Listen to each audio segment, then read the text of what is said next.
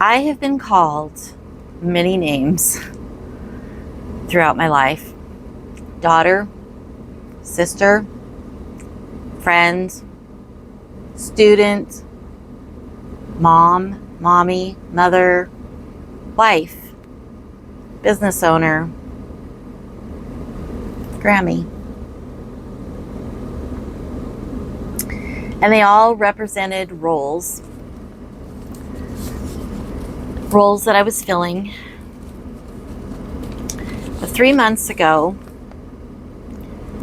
I lost a name that I have held for over 40 years, and that's wife.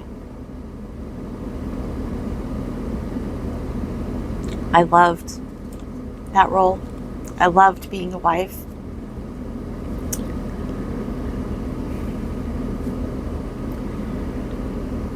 I was the weirdo in high school because I didn't have lofty career goals. I wanted to be a wife and a mom. But in exchange for losing that name, I got a new name that I didn't want, and that's widow.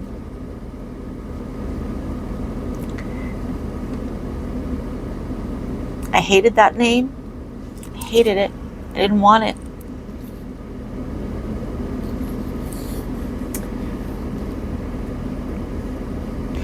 It meant that I was no longer a wife. I no longer had the love of my life to love and care for.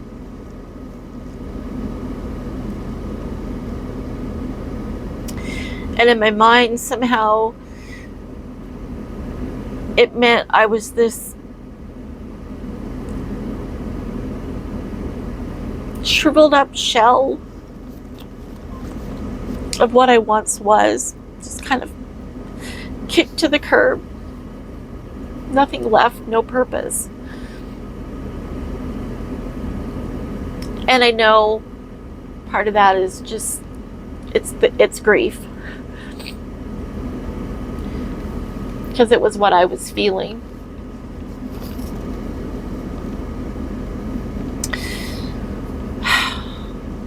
I've got a long way to go. But I have come to realize that widow is not my name. It's just another role. It's another label. Just as I'm still a sister, a friend, Grammy, mom.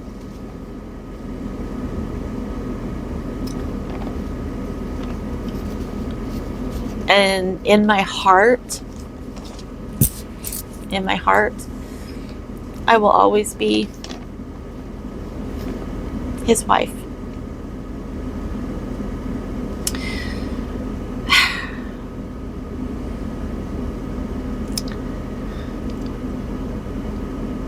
By the way, my real name is Patty. If you're brand new here, welcome. If you're returning, welcome back. I thank you so much for being here. I'm so grateful. And I hope you'll hang around. My channel is kind of undergoing some changes. It's already kind of changed a little bit from what we originally started it to be, and I've been really praying about direction going forward. I've been talking a lot about grief and kind of what I've been walking through, but I'm starting to see where God is leading, and so changes to come. So I hope you'll stick around and see what you think. I would love it if you would say hello down in the comments. It really encourages me to know somebody's watching. So, widow. It's just a label. It describes me, but it does not define me.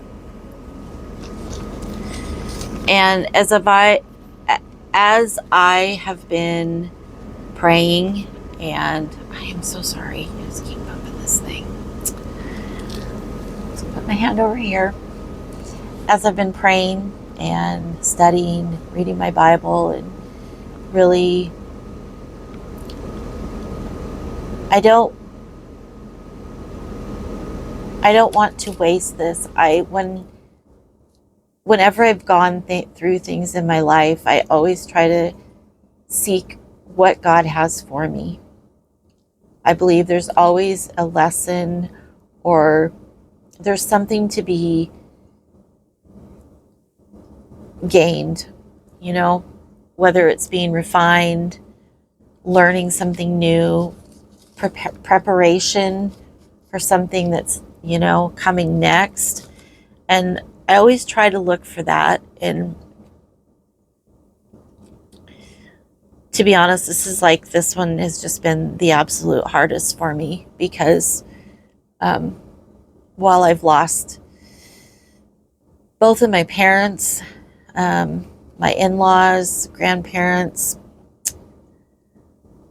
I've never walked through a loss like this. And it has shook me to my core. And no matter how hard I've tried to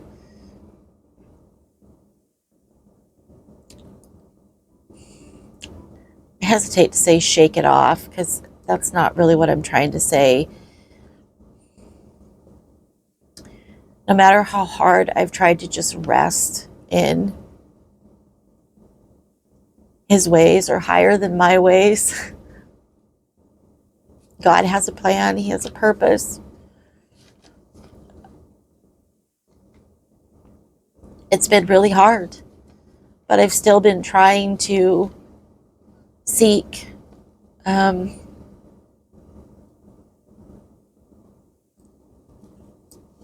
what He has for me. And what do I do with my life now? I'm still here. I'm still standing. And the plans that we had as a couple,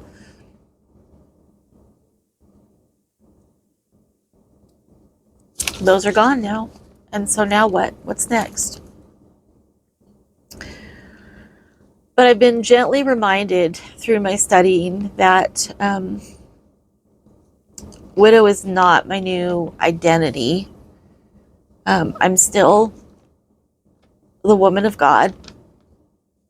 I'm still chosen and called, and I still have a purpose. Just like all of the widows in the Bible. And I tell you, I'm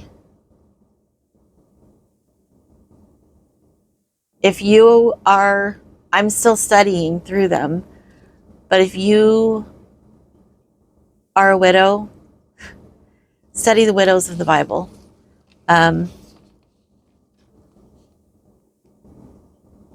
It's amazing the different perspective I have now.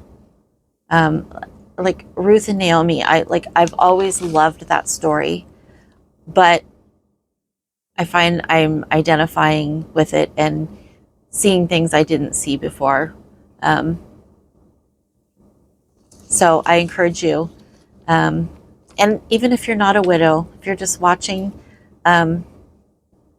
great study. It's never the wrong time to study the Bible, right?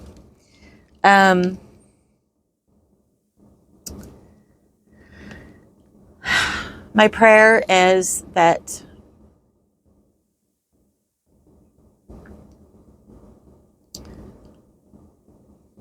I know that God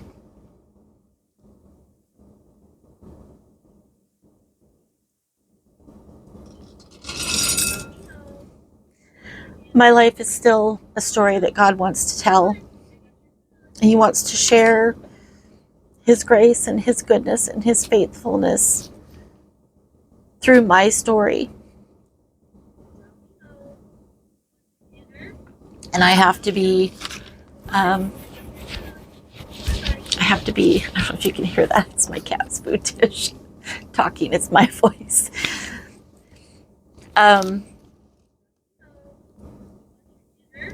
Sorry, I forgot that was going to go off. It's always something, isn't it?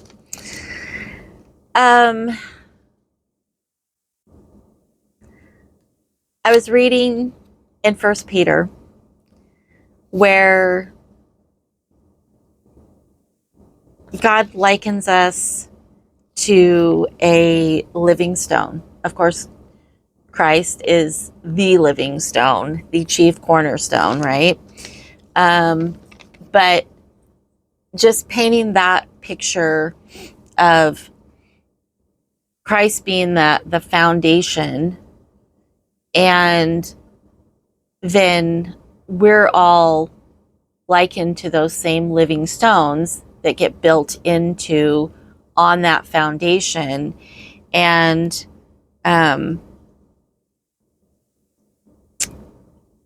he gives I'm terrible at explaining things that are in my head. He gives that whole structure life and purpose, right? So we're talking about the building of his temple, his church. And so,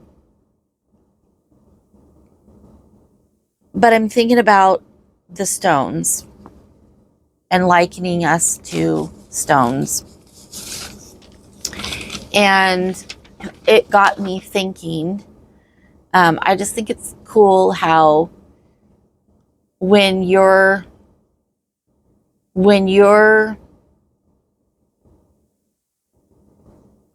asking for direction from God, how sometimes he just takes you here and then here and then here and then here, and he's like, okay, this is what I want you to see. But that got me thinking about when my husband and I were youth leaders in our church years ago when our kids were young teenagers. And one particular lesson that my husband did from Joshua, and where he brought the Israelites across the river, through the river, and then the 12 men went and told him, go get stones and then stack them over here, stack them up and build this memorial, so that when your children ask questions, hey, what's this all about? You can tell them this is when God was faithful. This is a memorial. This is a reminder of God's faithfulness. And my husband had all the kids and us. We went and got stones and sat down with Sharpies and wrote on these stones something where God had been faithful, something, a time we could recount where God had been faithful. He had kept his word, where we knew we could trust him. And then he had us stack all these stones in the flower bed there at the church by the door. And, reminding us that, we could, anytime we walk by there, we can see that stack of stones. And it's a reminder. You trusted him with that. He was faithful with that. Now there's this. Now you can trust him with this. And you can add a stone to the pile. And that lesson just, it has always stuck with me. And I've always thought about those stones of remembrance. It'll come up in conversation when you're talking about something. And I've always kind of kept this like mental stack of stones in my mind. And, that's a stone of remembrance, when somebody's sharing like, oh my gosh, God did this. And I'm like, stone of remembrance. And so it's always kind of stuck with me. And so I encourage you, if you haven't read that story, or if you haven't read it in a long time, go back in Joshua 4, stones of remembrance, or just do a search on stones in the Bible. The more I kind of delve into it, it's like, oh, I kind of want to study all about stones. But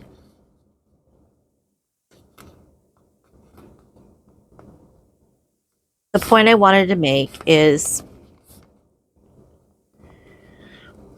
whatever season you're in, whatever stage, you know, if you're walking through this lost my soulmate season,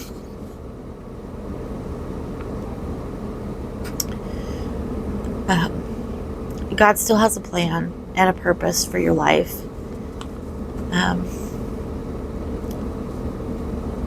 And some days I know it's really hard to see through the tears and the heartache and to see how anything could ever be good again. I have days like that. It's only been 3 months. But when I have the good days, when that cloud is lifted a little bit and I can find gratitude and I can get into His Word and find a little bit of direction, a little bit of forward motion, it's helping me so much. So I encourage you, draw near. Draw near. And I thank you for being here. And as I said, look for some changes to happen here very soon. I think that's all I have for today. Keep going.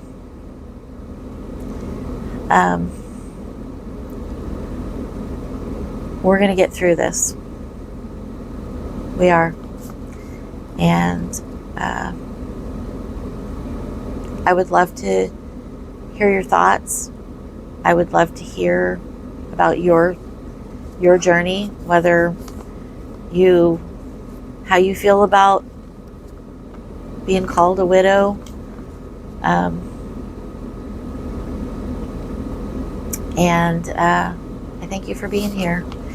Until we meet again in the next video, have a beautiful day and be well, my friend.